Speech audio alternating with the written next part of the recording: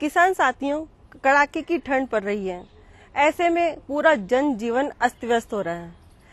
ऐसे में हमारी फसल का हमारे ध्यान रखना बहुत ही जरूरी है, क्योंकि यही हमारी फसल है, ये हमारी अमानत है। तो अमानत में खयानत ना पड़े, इसलिए बहुत ही जरूरी है कि हम हमारी फसल को पाले से बचाएं। और इन सारी बातों की जानकारी देने के लिए आज हमारे साथ हैं कृषि विशेषज्ञ अजय पचौरी जी। तो करते हैं अजय पचौरी जी का स्वागत। तो आपका स्वागत है बहुत बहुत कृषि दर्शन कार्यक्रम में। राम राम किसान भाइयों, राम राम। तो पचौरी साहब, पहले तो हमारे किसान साथियों को आप ये बताइए कि मौसम का हमारी फसलों पर विशेष क्या प्रभाव पड़ता है। देखिए किसान भाइयों, मौसम की परिस्थितियों का और स्थितियों का हमारे फसलों की बढ़वार और विकास पर सीधे सीधे प्रभाव होता है। मौसम में बहुत सारी चीजें शामिल होती हैं, जैसे तापक्रम, आर्द्रता, नमी की मात्रा, वर्षा भी मौसम के अंतर्गत आती है। ये सभी स्थितियां किसी न किसी रूप में पौधों के विकास और उनकी बढ़वार को प्रभावित करती हैं, और अच्छा बढ़वार और विकास होने पर ही हम अच्छे उत्पादन की आशा कर सकते हैं।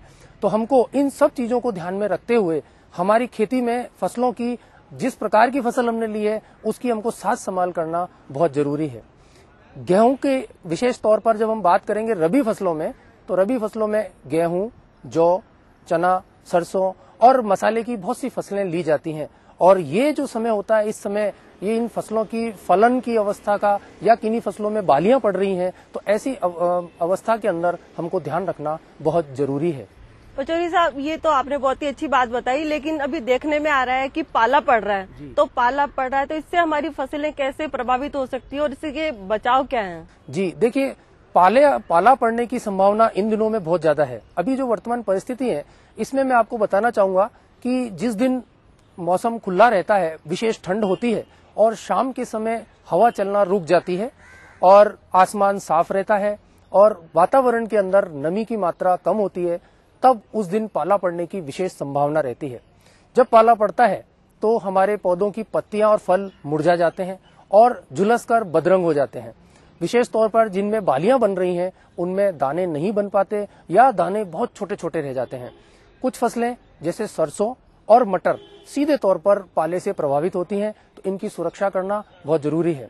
जहां पर नर्सरी में हमने फसल लगा रखी है, वहां पर हम टाटियों से छाया करके उस फसल को पाले से सुरक्षित कर सकते हैं। अब बचाव के लिए हमारे पास कई साधन हैं। पाले से बचाव के लिए हम शाम के समय खेत के चारों ओर धुआं करें। दूसरा उपाय है कि हम फसलों में हल्की सिंचाई करें, इससे भी पाले का प्रभाव बहुत कम होता है। लेकिन जब पाले की स्थिति आ जाती है और चेतावनी जारी की जाती है, उस समय हम व्यापारिक गंधक का तेजाब 1000 लीटर पानी में घोल बनाकर यदि फसल पर छिड़काव करें तो हम पाले से बच सकते हैं। और किसान भाइयों, अगर टंकी का इस्तेमाल करते हैं तो एक टंकी हमारी 15 लीटर की होती है, तो 15 मिलीलीटर दवा एक टंकी के अंदर डालकर हम छिड़काव करें तो पाले का बचाव कर सकते हैं। अब रही सरसों की बात, तो सरसों के अंदर हम थायोयूरिया नाम का जो रसायन है, उसका इस्तेमाल करें तो हमको पाले से भी बचाव होगा और उत्पादन भी अधिक मिलेगा। इसके लिए हमको क्या करना है कि आधा ग्राम थायोयूरिया 1 लीटर पानी के अंदर घोल बनाकर हमको छिड़काव करना है। तो सरसों में जब 50% फूल आ जाते हैं तो प्रथम छिड़काव उस अवस्था पर किया जाता है, और दूसरी अवस्था है जब फलियों के अंदर दाने बनने प्रारंभ हो जाते हैं, उस समय हम दूसरा छिड़काव करें। और अभी यही अवस्था चल रही है, तो हम थायोयूरिया का यदि सरसों के अंदर छिड़काव करें तो हम पाले से बच सकते हैं और उत्पादन भी हमारा इससे ज्यादा होगा। करीब 20 से 25% उत्पादन में वृद्धि भी थायोयूरिया के इस्तेमाल से देखी गई है। पचौरी साहब, आपने अभी सरसों के बारे में बताया और मटर के बारे में बताया, लेकिन हमारी रबी की मुख्य फसलें जौ और चना भी है और गेहूं भी है, तो इनसे हमारे मौसम का कैसे प्रभावित हो सकती है फसलें और इनके बचाव क्या है? गेहूं की फसल में जहां पर 40 से 45 दिन की फुटान वाली अवस्था चल रही है, वहां किसान भाई सिंचाई अवश्य करें। और जो आदि नाइट्रोजन की मात्रा बचा के रखी हुई थी, उस आदि नाइट्रोजन के 2 भाग कर लें, तो एक भाग जिसको कि 10 किलो यूरिया प्रति बीघे के हिसाब से छिटक कर हम सिंचाई करें तो हमको गेहूं के अंदर विशेष लाभ होगा। एक बात विशेष तौर पर अभी इस मौसम में देखी जा रही है कि हालांकि दीमक जो उदाई है वो शुष्क अवस्था के अंदर ज्यादा आती है, लेकिन जैसे मौसम के अंदर थोड़ा सा तापक्रम बढ़ता है, उस समय उदाई ये देखने में आ रहा है कि उम्रे के उम्रे सीधे सीधे एक उम्रे के अंदर उदाई चलकर और पूरे उम्रे को नष्ट कर रही है। तो यदि हमारे यहाँ दीमक की समस्या देखने में आ रही है तो हम 1 लीटर क्लोरोपाइरोफॉस 20 किलो रेत के अंदर मिला लें और उसको छटक दें और छटकने के बाद सिंचाई कर दें तो हम इस दीमक की उदाई की समस्या से हम छुटकारा पा सकते हैं। इसके अलावा गेहूं की फसल में अगर कोई रोली रोग के लक्षण दिखाई दे रहे हैं, जौ के अंदर भी दिखाई दे सकते हैं, तो ऐसी अगर लक्षण दिखाई देते हैं तो हम 25 किलो गंधक प्रति हेक्टेयर की दर से छिड़काव कर सकते हैं। तो गेहूं की फसल में और जौ की फसल में रोली रोग से हमको छुटकारा मिल जाएगा। पचौरी साहब, चना और सरसों की फसलें कैसे प्रभावित होती हैं हमारे इस मौसम से और कैसे इसका बचाव करें हमारे किसान साथी? देखिए क्या है कि चने की फसल में पाले का विशेष प्रभाव नहीं होता, लेकिन इस मौसम के हिसाब में और अवस्था के हिसाब से यदि हम चने की बात करते हैं तो जहां पर 80 से 90 दिन की चने की फसल है वहां पर सिंचाई का समय है, सिंचाई दें, इससे पाले से भी बचाव होगा। वैसे पाले से चने में ज्यादा नुकसान नहीं होता, लेकिन इस समय लट की समस्या चने की फसल में देखी जा रही है। तो जहां पर लट की समस्या दिखती है वहां पर किसान भाई जैविक कीटनाशी, जिसको हम कहते हैं NPV 250 LE नाम की दवा है, इसका छिड़काव करें, या इस BTK जिसको डाइपेल 8 के नाम से मिलता है, ये BTK डाइपेल 8 1500 मिलीलीटर यानी 1.5 लीटर दवा प्रति हेक्टेयर की दर से छिड़काव करें तो हम जो है लट की समस्या से हमको चने के अंदर छुटकारा मिल सकता है।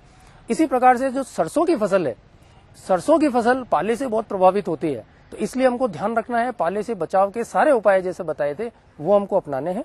और सरसों के अंदर इस समय रोली रोग भी बहुत आता है, तो यदि सरसों में सफेद रोली रोग के लक्षण आपको दिखाई देते हैं तो हम उसमें गंधक का छिड़काव करें, और अगर नहीं होता है तो हम कैराथियन LC 1 मिलीलीटर 1 लीटर के अंदर घोल बनाकर इसका भी छिड़काव कर सकते हैं, तो हमको इससे रोली रोग से भी छुटकारा मिल जाएगा। पचौरी साहब, अभी तो आपने बताया खाद्यान्न वाली जो फसलें उनके बारे में, लेकिन हमारे किसान साथी मसाले वाली फसलें भी बो रहे हैं, जैसे कि ये अपना जीरा है, धनिया है, तो ये हमारी फसलें कैसे प्रभावित होती है और इनके बचाव? हमारे राज्य में जीरा और धनिया प्रमुख फसल है और ये हमारा मसाला विख्यात भी है। और इस समय विशेष तौर से जीरे में जैसे ही बादल होने की अवस्था होती है तो झुलसा रोग होने का बहुत संभावना रहती है, और झुलसा रोग से बचने के लिए जीरे के अंदर जब 30 से 35 दिन की फसल होती है तब हम 2 ग्राम मैनकोजेब प्रति लीटर के हिसाब से घोल बनाकर इसका छिड़काव करें तो हम बच सकते हैं। देखिए, जीरे की फसल को बचाने के लिए एक छिड़काव का पूरा क्रम जो है सिफारिश किया हुआ है, वो क्रम मैं किसान भाइयों को बताना चाहूंगा। सबसे पहले जब 30 से 35 दिन की फसल होती है उस समय हम मैनकोजेब नाम की दवा 2 ग्राम प्रति लीटर के हिसाब से छिड़काव करें। जब फसल 40 से 45 दिन की हो जाती है तब हम मैनकोजेब 2 ग्राम प्रति लीटर, इसके अंदर हम कैराथियन LC 1 मिलीलीटर प्रति लीटर और डाइमिथियोड 30 EC 1 मिलीलीटर प्रति लीटर, ये तीनों दवा एक साथ मिलाकर हम दूसरा छिड़काव करें।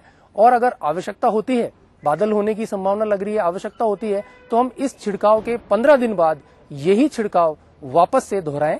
और अगर उसके बाद भी आवश्यकता होती है तो जब हम चौथा छिड़काव करेंगे तो उसमें इन तीनों दवा के साथ में 10 से 15 दिन बाद, तीसरे छिड़काव के 10 से 15 दिन बाद इन्हीं तीनों दवाओं के साथ में 25 किलोग्राम गंधक मिलाकर गंधक का छिड़काव दें साथ में, तो हम जीरे की फसल को बचा सकते हैं।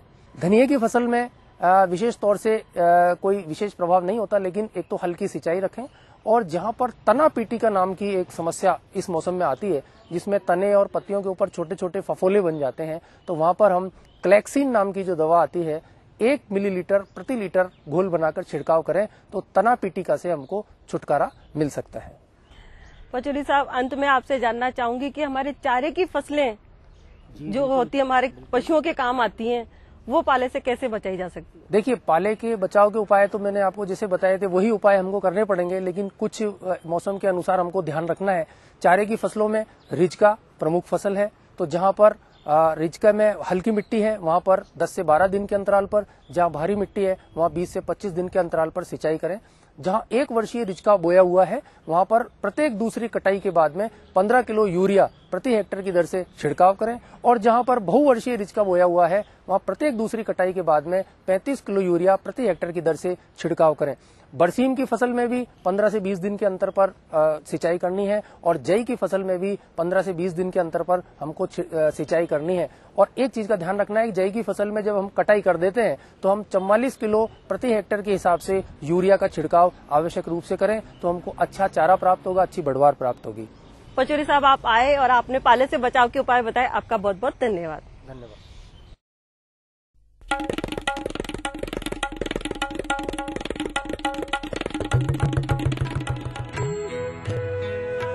अम्मा जी, मैं चली स्कूल पढ़ने। स्कूल?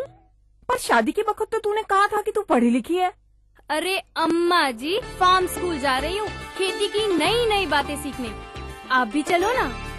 फार्म स्कूल, जहाँ खेतों में पैदावार बढ़ाने की हर बात किसानों को सिखाई जाती है, जैसे मिट्टी के हिसाब से सही खाद, बढ़िया बीज और जरूरत के मुताबिक कीटनाशक, ताकि कम लागत में अधिक मुनाफा। तो देखा किसान साथियों, आपने किस प्रकार आपको अपनी फसलों की सार संभाल करनी है, पाले से बचाना और समय समय पर दवाएं डालनी है। इन सारी बातों का आप ध्यान रखकर आप फसल बोएंगे और ध्यान रखेंगे तो आपको बहुत ही फायदा होगा। तो किसान साथियों, मुझे पूरी उम्मीद है कि इन सारी बातों का आप ध्यान रखेंगे। अब लेते हैं किसान साथियों विदा, और विदा लेने से पहले मैं बता देती हूँ आपको पता। तो किसान साथियों, पता है कार्यक्रम कृषि दर्शन, कमरा नंबर 110, दूरदर्शन केंद्र, झालाना डूंगरी, जयपुर। तो किसान साथियों, दीजिए विदा। राम राम सा।